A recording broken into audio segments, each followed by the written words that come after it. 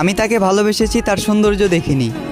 সে যেমনই হোক, আমি তার থেকে সুন্দর কাউকে চাইনি। তার মুখ থেকে ভালোবাসার কথা শোনাটা ছিল আমার জীবনের শ্রেষ্ঠ উপহার।